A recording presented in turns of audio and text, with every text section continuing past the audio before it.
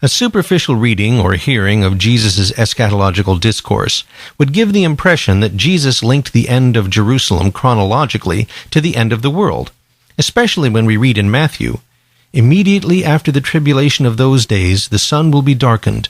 Then will appear the sign of the Son of Man in heaven." 24:29-30.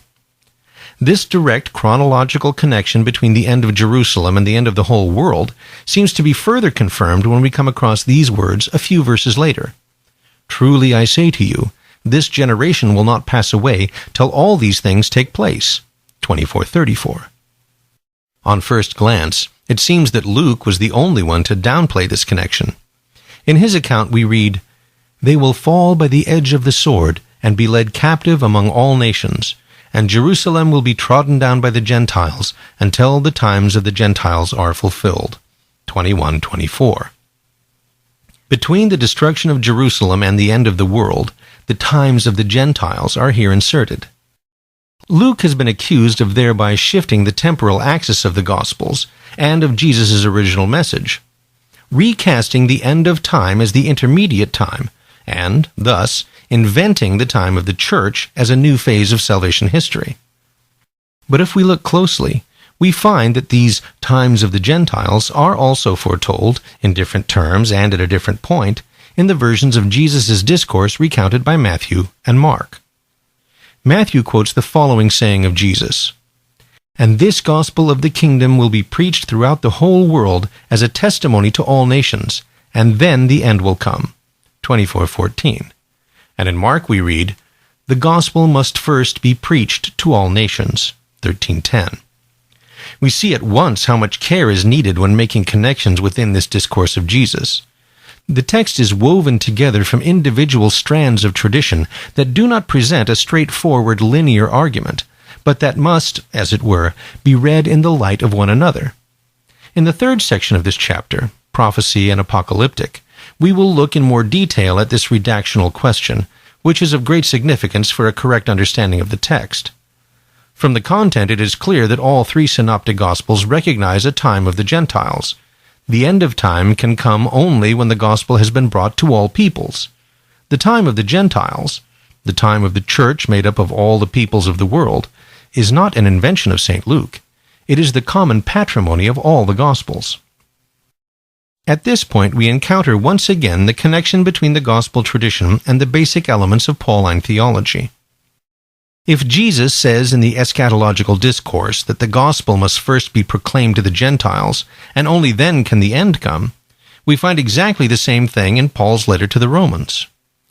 "A hardening has come upon part of Israel, until the full number of the Gentiles come in, and so all Israel will be saved."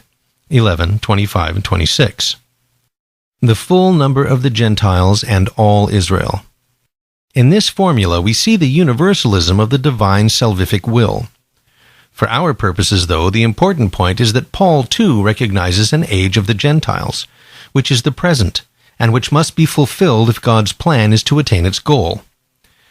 The fact that the early church was unable to assess the chronological duration of these kairoi, times, of the Gentiles, and that it was generally assumed they would be fairly short, is ultimately a secondary consideration.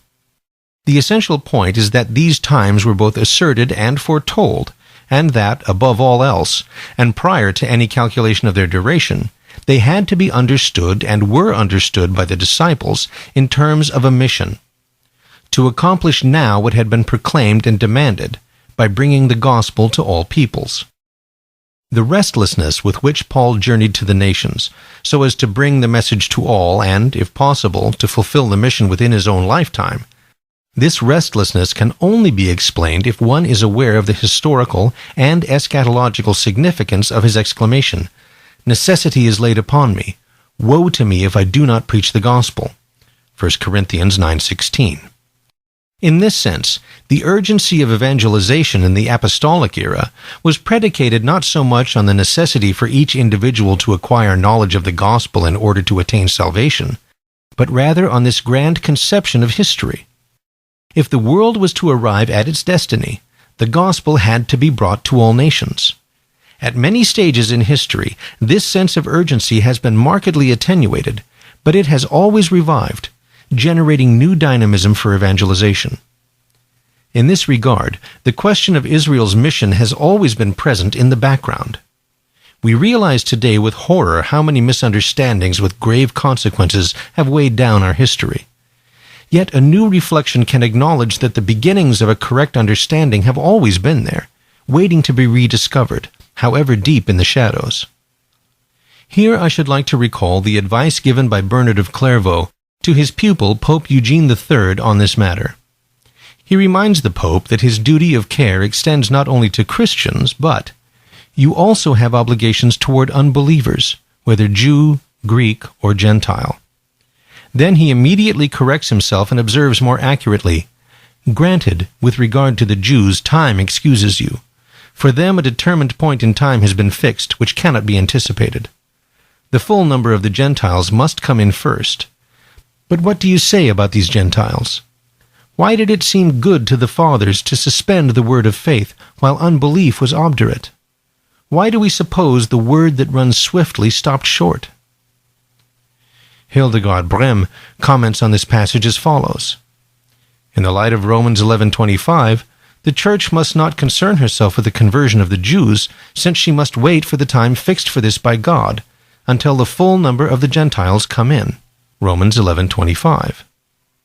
On the contrary, the Jews themselves are a living homily to which the Church must draw attention, since they call to mind the Lord's suffering.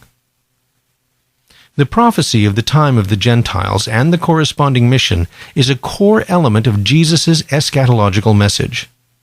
The special mission to evangelize the Gentiles, which Paul received from the risen Lord, is firmly anchored in the message given by Jesus to his disciples before his passion. The time of the Gentiles, the time of the Church, which, as we have seen, is proclaimed in all the Gospels, constitutes an essential element of Jesus' eschatological message.